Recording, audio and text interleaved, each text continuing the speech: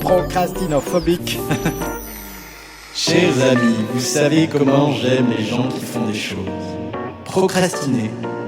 Horrible mot. Procrastiner. La bêtise, c'est de la paresse. La bêtise, c'est un type qui vit et il se dit ça me suffit. Et il se botte pas le cul tous les matins en disant c'est pas assez. Tu ne sais pas assez de choses, tu ne vois pas assez de choses. Salut, c'est Ramdan. Vous êtes sur Procrastinophobique, l'émission de Pseudo Radio. L'émission qui interviewe les gens qui font des choses. C'est parti, Yvon. Raconte-nous ta vie, mon ami.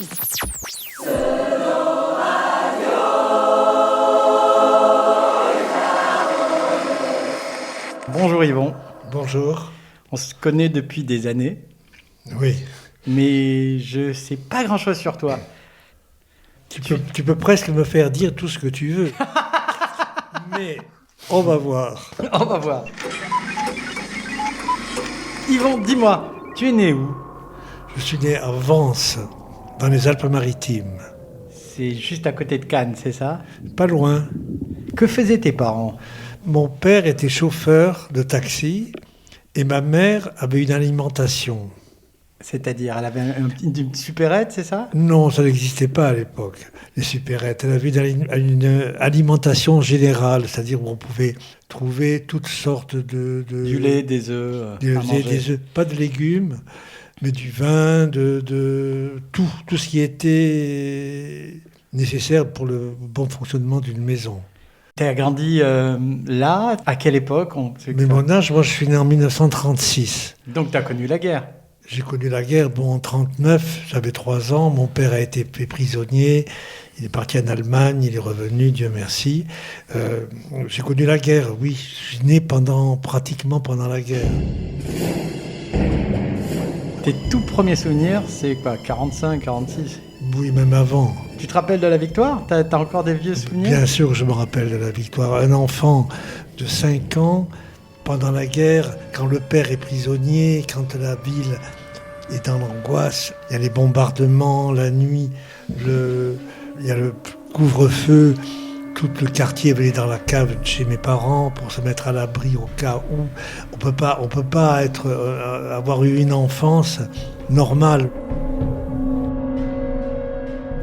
Je vivais, quand j'avais 5 ans, dans une petite ville qui vivait au gré de la guerre, des nouvelles, maréchal nous voilà, c'est-à-dire on allait... Non, tu t'en rappelles de ça ? Bien sûr, je m'en rappelle. Et tu te rappelles du débarquement en Provence, quand ça arrive, quand les Américains arrivent ? Non, j'ai entendu, mais j'ai pas assisté. Il n'y avait pas la télé, il y avait bien des radios, mais un peu obscures, comme ça, qui étaient... Les nouvelles arrivaient très très lentement. J'ai un ami à moi qui me dit, moi je me rappelle du bruit de bottes des Allemands quand ils passaient à côté de la maison. Bien sûr, je me souviens du bruit des bottes là. Alors après, il y a une confusion, on a vu tellement de films, on a vu les soldats allemands défiler dans une ville de nuit, ce bruit, ces avions qui survolaient la ville, ça je m'en souviens quand même. Tu grandis là, tu es bon à l'école ? Non. Nul, pas Nul. très bon. Rien. Ça t'intéresse pas. Et qu'est-ce que font tes parents ? Qu'est-ce que fait ton père au retour de la guerre ? Il redevient chauffeur de taxi ? Alors, mon père il n'était pas vraiment chauffeur de taxi avant la guerre, mais il conduisait aussi un bus qui faisait la liaison entre Nice et Vence ou Grasse. Donc, il conduisait ce bus. Et c'était quoi tes journées ? Tu as des souvenirs très joyeux de cette époque ? Très joyeux. Donc tu as eu une enfance plutôt joyeuse. Plutôt joyeuse, une fois que la guerre a été terminée, avec des drames. Le frère de ma mère est mort le jour de la libération. Il a sauté sur des mines posées par les Allemands au-dessus de Vence. Il y a eu beaucoup de drames et des moments inoubliables quand mon père est revenu de captivité. On est allé à Antibes l'attendre à la gare. Oh, wow. Des souvenirs comme ça. Incroyable. Inoubliables.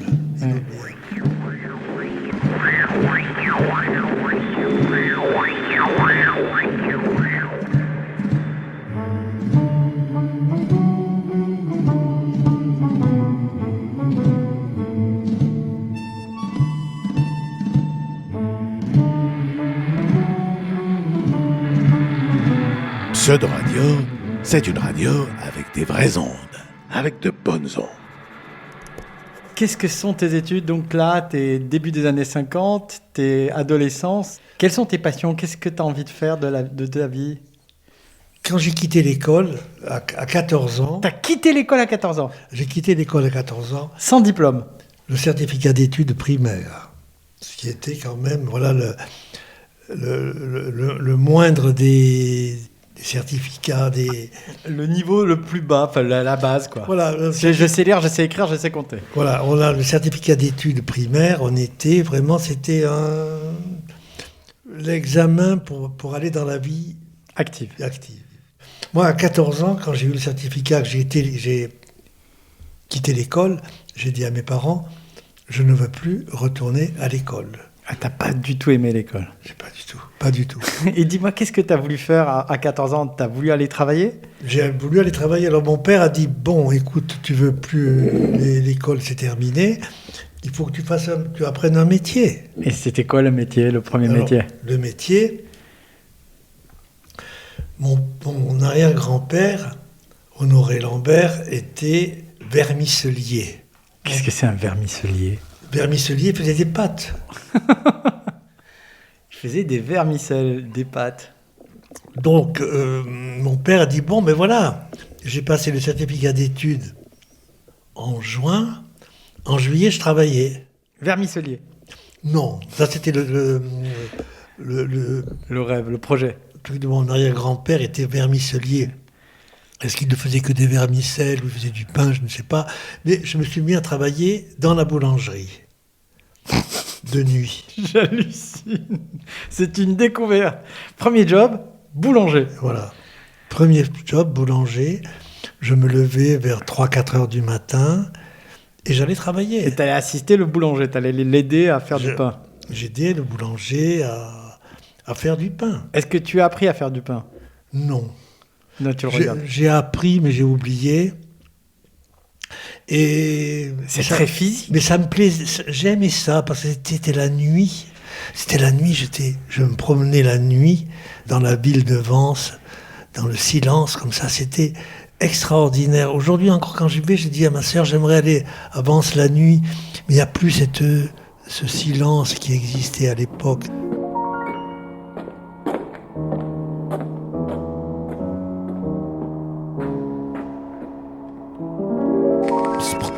Procrastinophobie.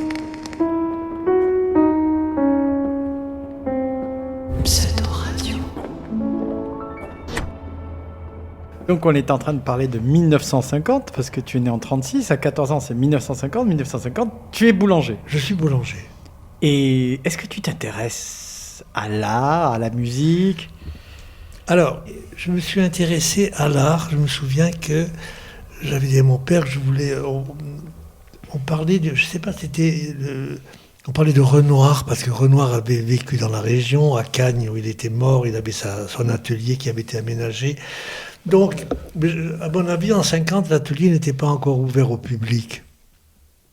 Enfin, il y avait cette ombre de Renoir qui flottait dans...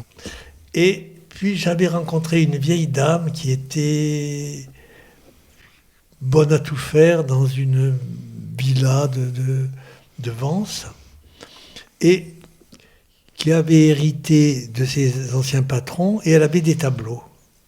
Et elle me dit, je vais vendre mes tableaux. En quelle année Là, on est en 50...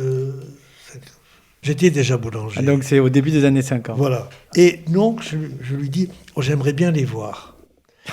L'expertise.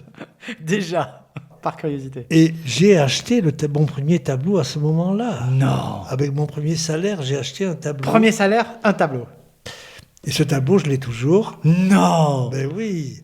C'est un tableau d'un post-impressionniste anglais qui avait vécu à Vence et dans la région, qui s'appelait Thornley. Et donc, j'ai acheté cette vue de Vence. C'est une vue de Vence de ta ville, et tu as encore un tableau, ton premier tableau que tu as acheté à 14 ans. Il est toujours à la maison. Il est où? Il est à Paris, mais il n'est pas accroché. Mais il est là. Il est là. C'est l'histoire. Il est Comme là. un vieux copain que je vois en passant, je sais qu'il est... Il est là, il ne me quittera jamais. Donc tu achètes ce tableau, J'achète le tableau. Et tu fais quoi après? Comment, tu commences à t'intéresser à l'art? T'écoutes de la musique? Tu sors? Tu vas au cinéma? Non, parce que l'environnement était... Il n'y avait pas j'avais pas de possibilité, de raison de m'intéresser à l'art. Mais en fait, tu vis dans une sorte, je vais pas le dire, mais c'est un peu bizarre, mais une sorte de misère culturelle. Il y a vraiment pas de culture autour de toi. Est-ce qu'il y a des tableaux chez vous sur les murs? Alors, mais mon père était très curieux aussi. Mon père était passionné par l'histoire de la Provence, l'histoire de Vence. Il y avait surtout des livres. Ah, il y avait des livres. Il y avait des livres. Surtout tout ce qui était Giono, tous les auteurs provençaux. Il lisait. Il lisait beaucoup. Toi, tu lisais? Alors, moi, je me suis mis à lire à ce moment-là. Ah ouais. Parce qu'il y avait tous ces livres et j'ai commencé à lire à ce moment-là. T'écoutais la radio aussi? J'écoutais la radio souvent en me préparant le matin avant d'aller travailler. Harry Marlou, aux yeux de fille, ton air filou, tes vieilles guenilles et tes gueulants, t'accordéon, ça fait pas de rente, mais c'est si bon. Tes gigolos te déshabillent sous le métro de la Bastille. Au biche c'est simple et le gueffasse. Mais Paris, là, à ce moment-là, ça te paraît une autre planète. Ça me paraît Socialement, géographiquement, c'est une autre planète. C'est une autre planète.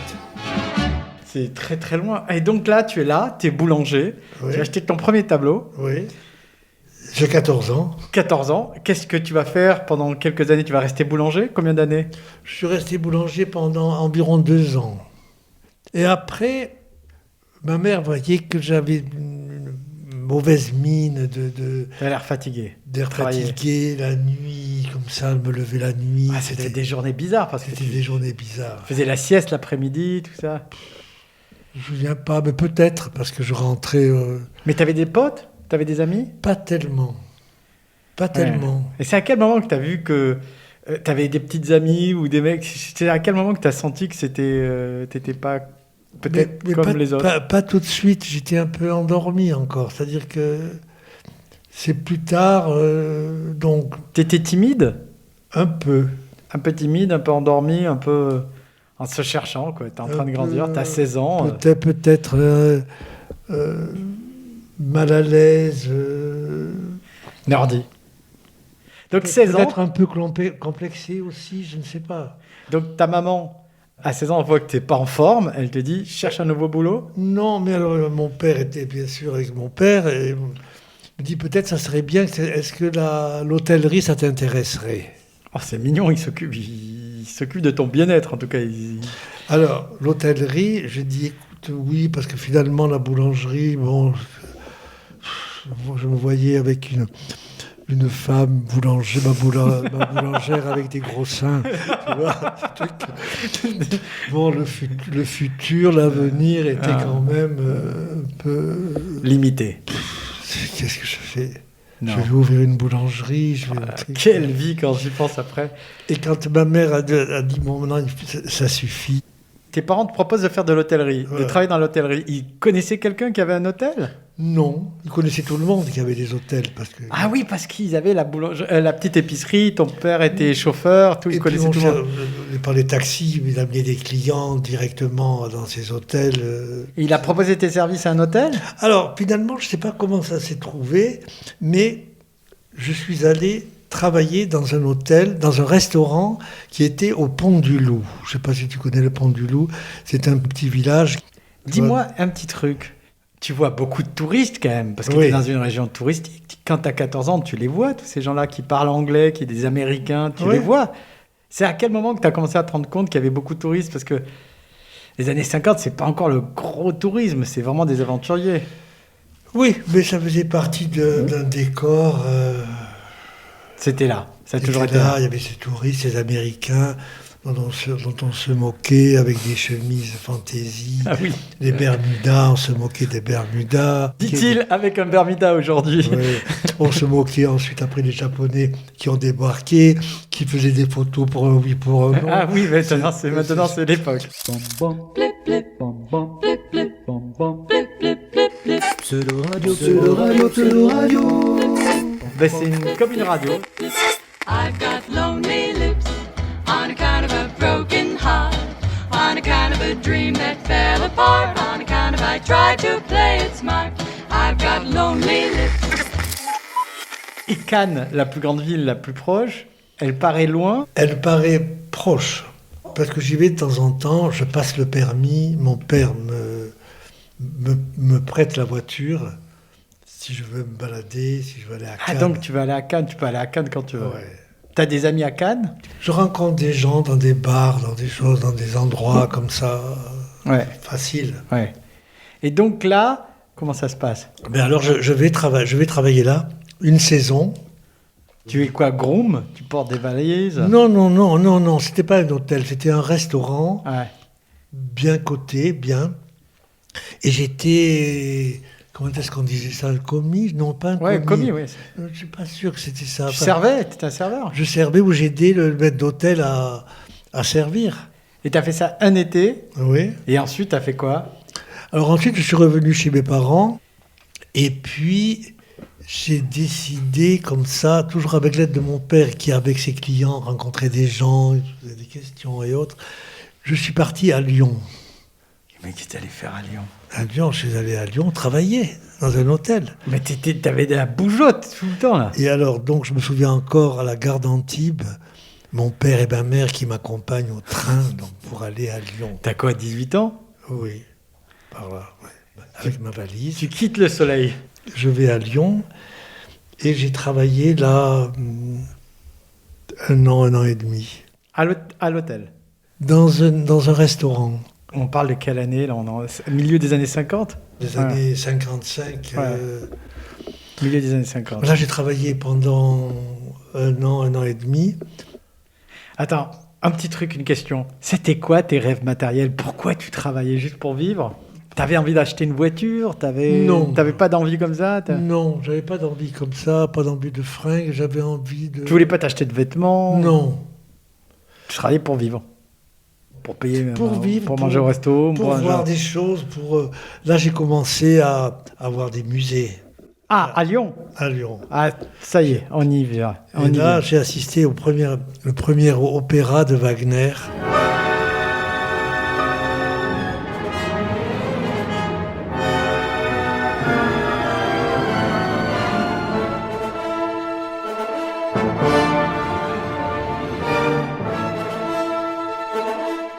Je prends un coup de pseudo-radio et je repars.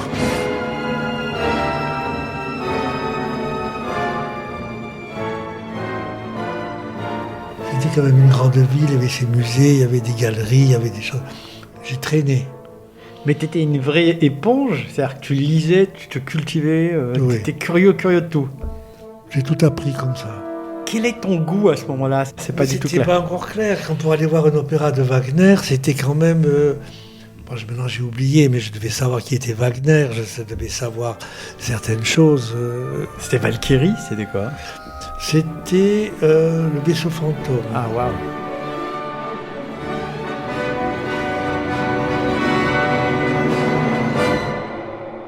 Donc t'es là, Je suis là. tu découvres des choses toute la journée. Je découvre des Tu choses. parles à ta mère au téléphone, tu dis maman, Oui. il y a des trucs incroyables, ma vie change. Oui, non, je lui racontais ça sans trop, mais elle s'inquiétait. Ils m'ont toujours fait confiance. Ah ben, C'est pas des parents qui disaient ne fais rien sans nous en parler. Et puis c'est là, c'était. Je leur disais que j'avais envie de faire ça, que c'est ça que j'avais envie. il te faisait confiance, mais t'avais pas fait de bêtises Non. dans ton Non. enfance, donc t'étais Non. tranquille. Est-ce que tu faisais la fête? Je faisais la fête parce qu'il y avait des raisons de faire la fête. Il y avait tous ces gens qui travaillaient dans le restaurant. C'était des gens avec qui Tes collègues, tu on faisais la fête? travaillait. On disait tiens, dimanche, qu'est-ce que tu fais? Nous, on va à tel endroit, tu veux venir? Donc j'étais toujours partant. Un jour, j'ai donné ma démission Pour quelle raison? parce que j'avais envie de partir. La bougeotte. La à bougeotte. Bougeotte. Et j'ai pris l'autobus pour arriver à Paris.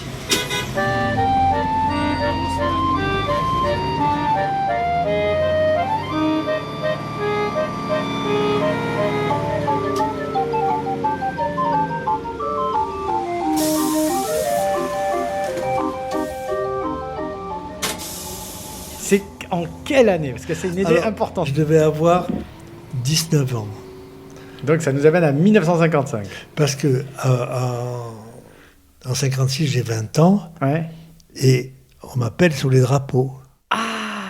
27 mois de service militaire.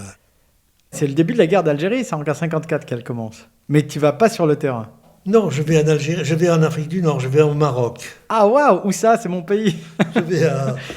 Je vais à Fès. Ah, super beau. C'était magnifique, Fès. Je dis, c'est la Bible. Tu vois, cette vieille ville, il y avait un restaurant là que j'aimais beaucoup. Mais c'est un grand changement, parce que tu changes de continent, tu changes de Je change de culture. continent, je continue de culture, de gens, de mon entourage, de choses. Mais tu arrives à Paris. Tu fais quoi, Paris, quand tu arrives? Alors, je travaille dans un restaurant. Encore. Encore. T'as failli te retrouver restaurateur. Je crois que je me suis jamais posé la question à faire une carrière dans la restauration.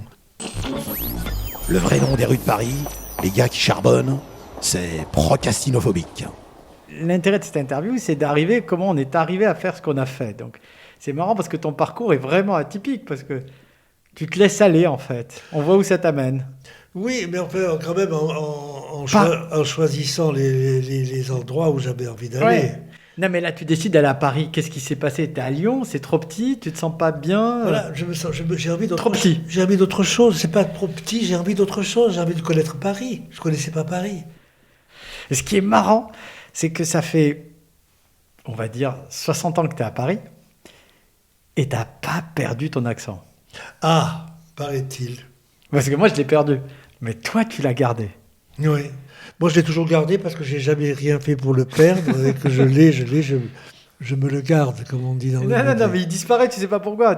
Donc, tu arrives à Paris, tu dors à l'hôtel et il faut trouver un nouveau boulot. Tu trouves ce boulot à Saint-Lazare et tu vas dans les expos, tu fais la fête. Moi, je veux savoir à quel moment tu te retrouves confronté à l'art et tu dis ma vie va changer.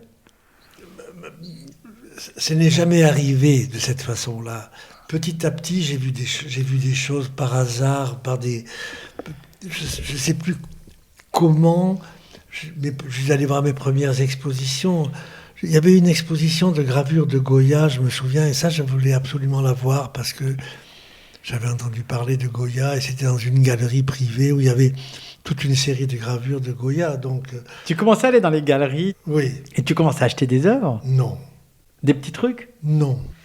Et donc, tu es là, tu t'intéresses de plus en plus à ça, mais quel est l'élément déclencheur qui fait ça y est, je vais quitter la restauration, je vais faire autre chose? Il n'y en a pas. Et alors, comment ça s'est passé? Ça s'est passé parce que j'ai passé 2 ans, 27 mois À l'armée? À l'armée. Et pendant ces 27 mois, j'ai eu quand même le temps de lire, de regarder des magazines, des livres d'art. Il y avait une bibliothèque où j'étais. Ah. Il y avait toujours quand même une personne ou deux d'une certaine culture avec qui on pouvait parler et apprendre des Ouais. choses. Des collègues de l'armée, par exemple. Des collègues de l'armée, des gens qui étaient comme moi, des appelés. Donc, il n'y a pas eu un truc qui a déclenché. Donc, tu rentres après l'armée. Je rentre après l'armée. On est au début des années 60, fin des années 50, Oui. 58, 59. Et là, tu rentres et tu fais quoi à Paris?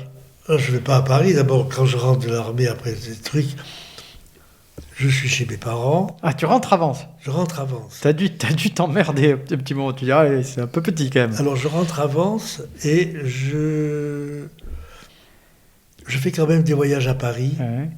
pour voir. J'ai rencontré quand même Déjà, pas mal de gens. Avec qui tu vas devenir ami. Je me suis bien amusé, Ouais. beaucoup couché, Ouais. bien amusé. Et donc, je venais à Paris, j'allais voir beaucoup de choses. Et un jour, je dis à mes parents, voilà, je veux ouvrir une galerie.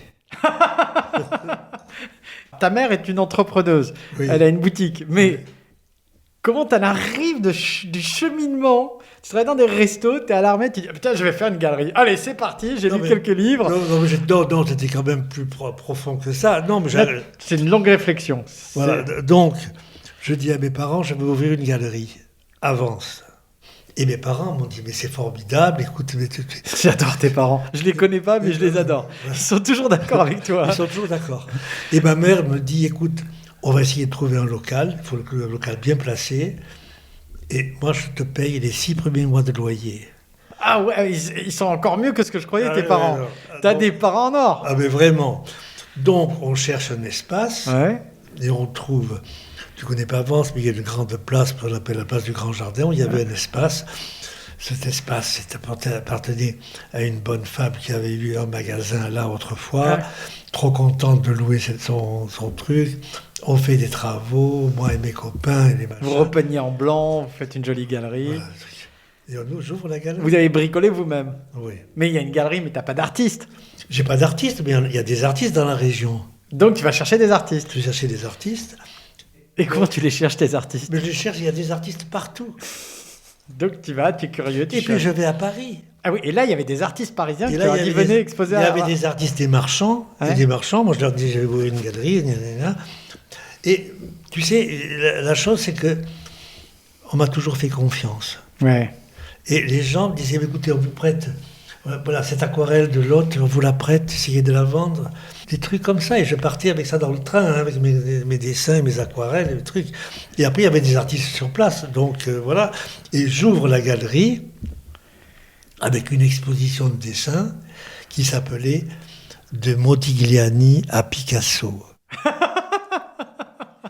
Il y avait ni l'un ni l'autre, je me suis dit. Ah, il y avait les deux. Non. Mais des dessins Des dessins. que tu avais trouvé comment? Ah ben j'avais trouvé le dessin de Modigliani, je l'avais trouvé chez une courtière qui me l'avait prêté.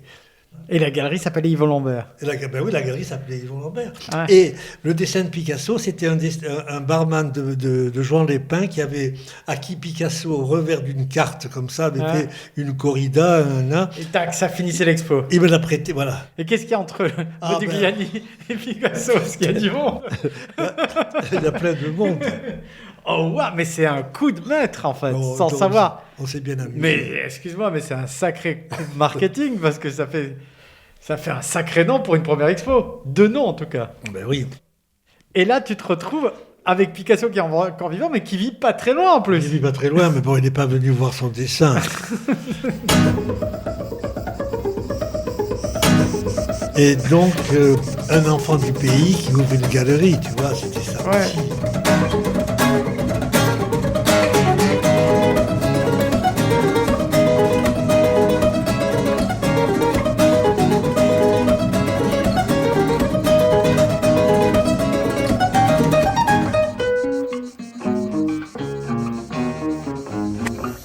Vous écoutez Procrastinophobique.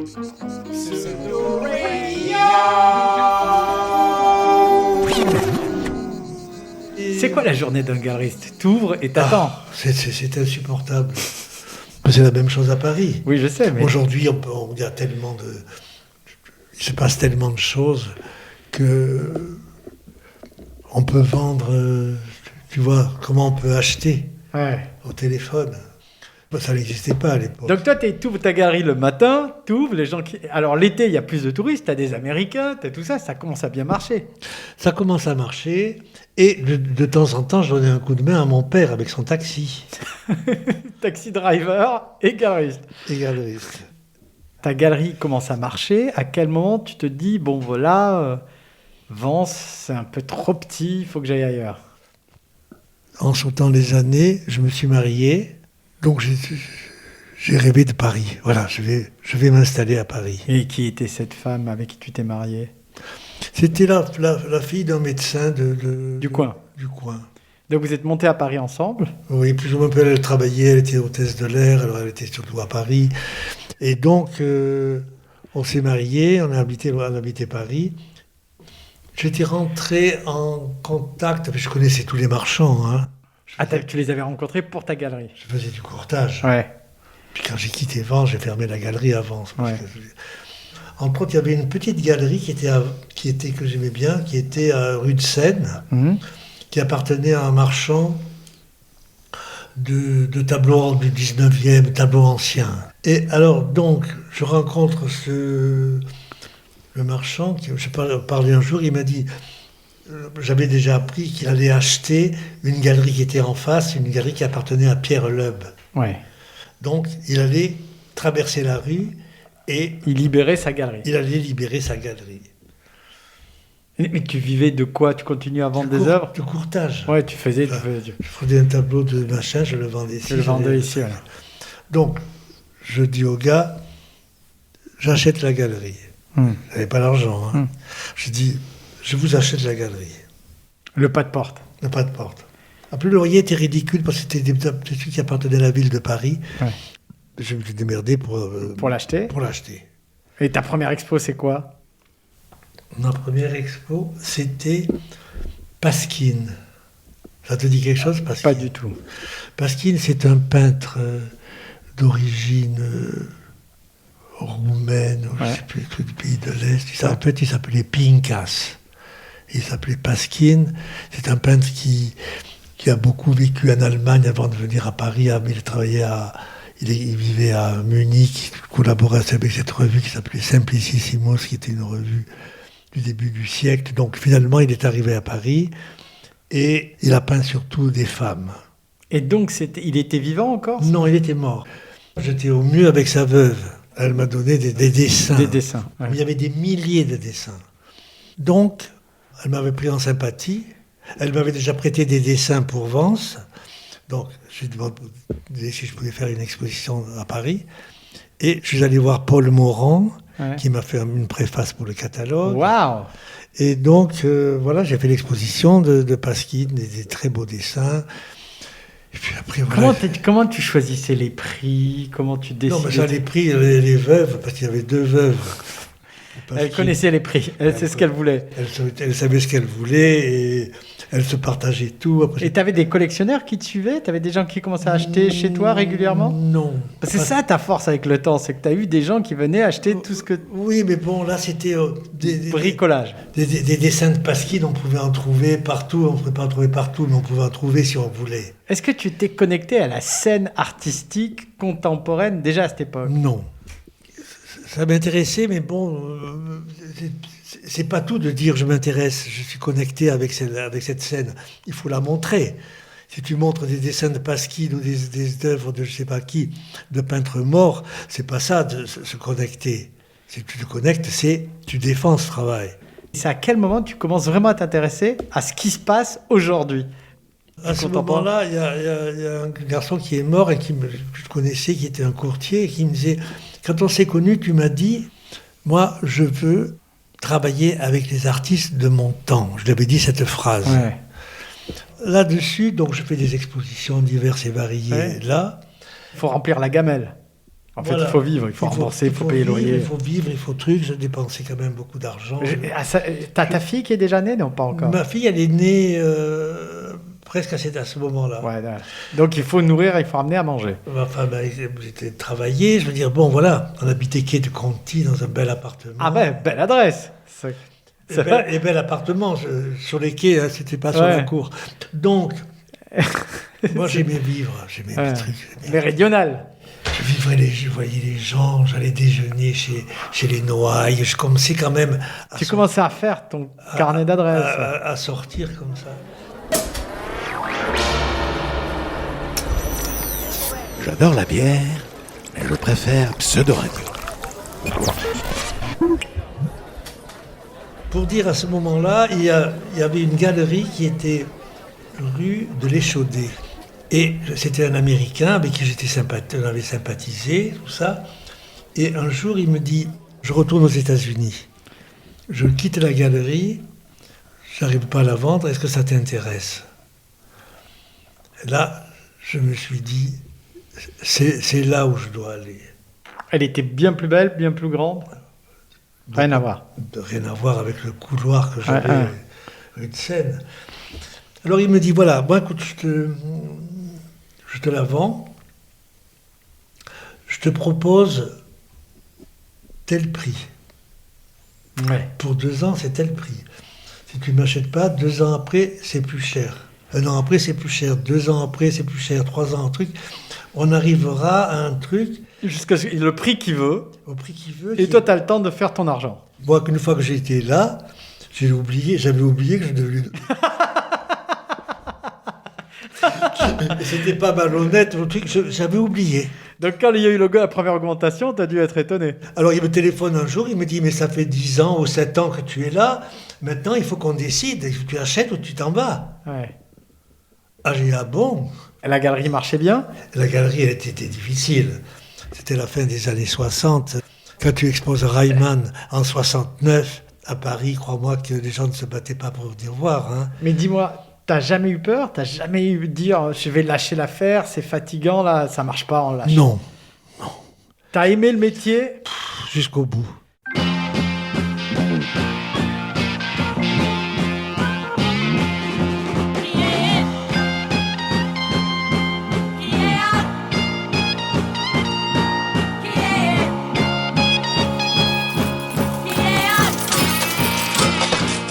Vendre une œuvre, c'est quoi?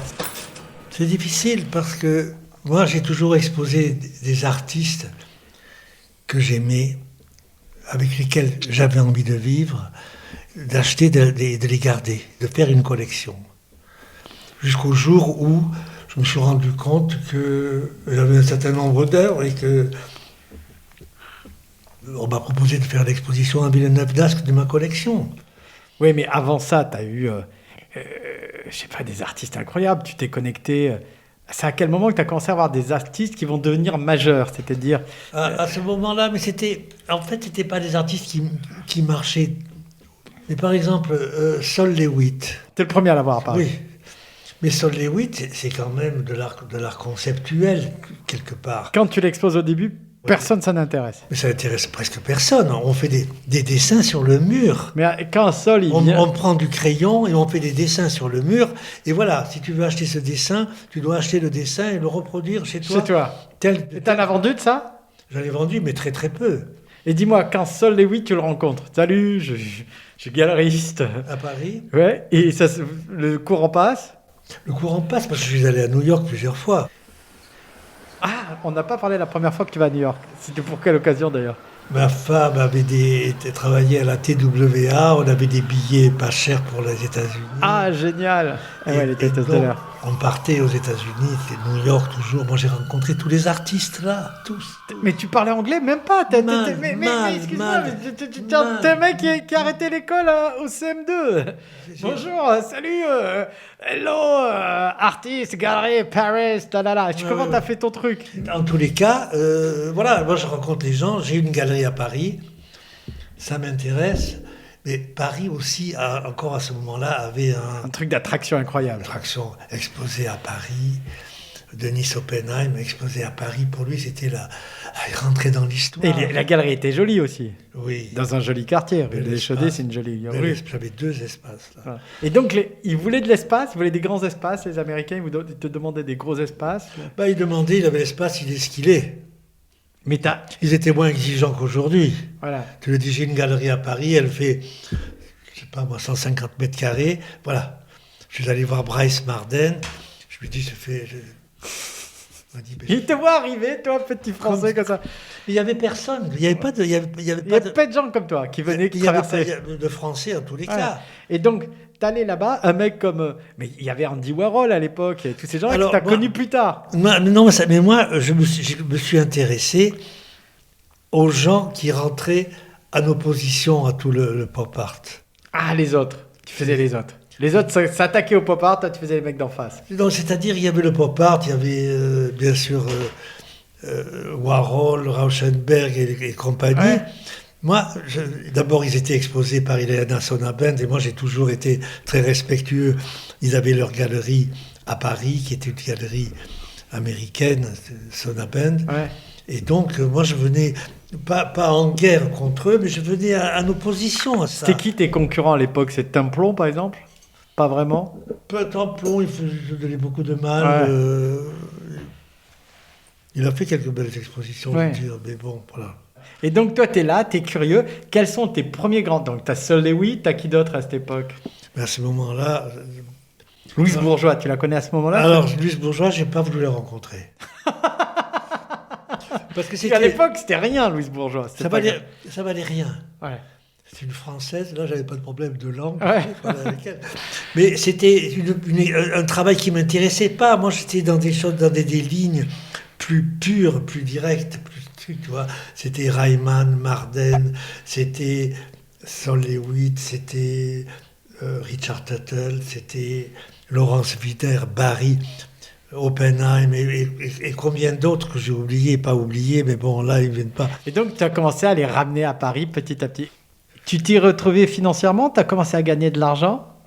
Finalement, je me débrouillais financièrement pas mal. Ouais. Et puis les premières années, je continuais quand même à faire du courtage. Et donc, est-ce que tu as commencé à engager du monde, des employés petit à petit? Tardivement, oui, mais quand j'étais rue de l'Échaudé, j'avais une secrétaire qui avait travaillé avec Sona Band. On était deux. On faisait tout, on passait l'aspirateur, on repeignait la galerie. Et les collectionneurs, il y avait des collectionneurs de quel pays? Des Français, des gens du monde entier? Alors, les Français, toujours timides et trucs. Ça n'a pas changé, ça. Non. C'est quand même un peu plus ouvert, mais bon. Ouais. Après, il y avait les Belges. Ah oui, ils ont toujours été curieux. Toujours. Les Belges, les Allemands, les Suisses, les Italiens. Ils venaient chez toi. Ils venaient chez moi. Et ils achetaient. Et ils achetaient.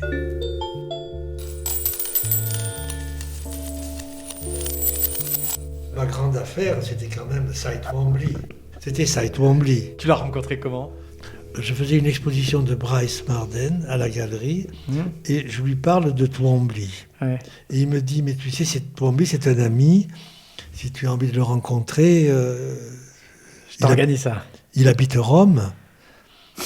Il prend le téléphone, il appelle. Et ça, il lui dit, mais bon, quand il vient à Rome, qu'il m'appelle. Et t'es allé le voir. Et je suis allé le voir. Et là... Il était déjà très connu? Non. Ouais, et alors, donc, Twombly me dit, mais bon, moi, je veux bien, je suis sympathique, j'adore Paris, j'adore aller à Paris, je vais au Puce. Quand je viens à Paris, je viendrai vous voir et tout ça. Je dis, venez, mais bon, voilà, faisons une exposition. Il me dit, mais moi, je suis engagé, parce que chaque fois que je croise Ileana Sona Band, elle me dit chaque fois, next spring, on va faire une exposition. Et elle lui a jamais fait son exposition. Elle n'a jamais fait son exposition. Un jour, il m'a dit, bah, fanculo, l'exposition, je la fais avec toi. Et là, on a commencé... Voilà, super. Et vous avez fait une longue relation, très longue, jusqu'au bout de ça, jusqu'à la fin de sa vie, quoi. Et c'est à quel moment que tu décides de déménager de rue de l'Échaudé au Marais? Alors, au Marais, d'abord, je me suis arrêté à rue du Grenier-Saint-Lazare pendant quelques années là. Et ensuite, c'était les 3 galeries, un HLM, ça ne me gêne pas, mais c'était pas bien. Ouais. Et j'ai un ami qui est Jean-François Baudin, à qui je dis, j'aimerais trouver autre chose, j'aimerais trouver un espace. Il me dit, bien. Je viens te chercher demain à telle heure, je vais te montrer un espace. Il vient me chercher. C'est en quelle année? Ça, c'était les années 80. Ouais. Le Marais, c'est quand même très dévasté à ce moment-là. C'est pas le Marais d'aujourd'hui. Il n'y avait rien. Rien du tout. Rien, tu entends? Rien.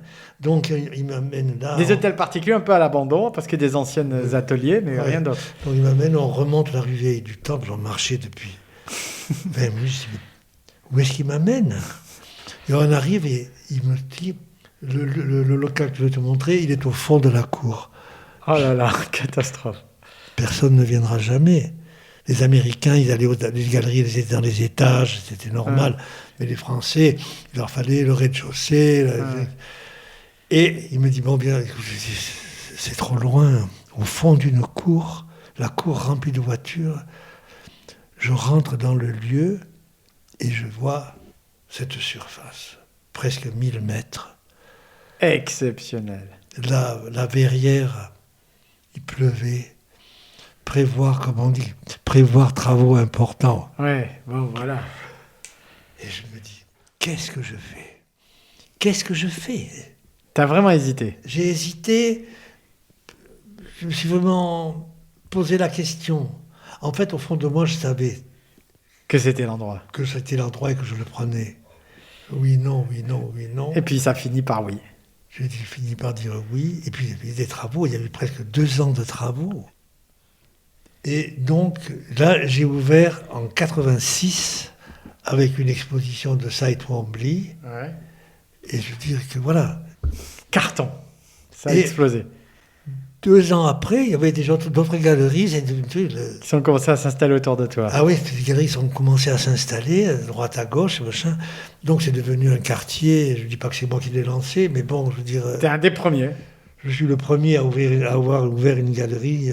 Il y avait encore des troquets, il y avait des restos autour. Il y avait des troquets, il y avait des boulangers, il y avait. C'était très populaire cette partie. Mais oui, il y avait une vie de quartier. Parce que c'était ouvrier. Avec des artisans, des marchands de tissus. C'était joaillier. Vous êtes sur Pseudo Radio et vous écoutez Procrastinophobique.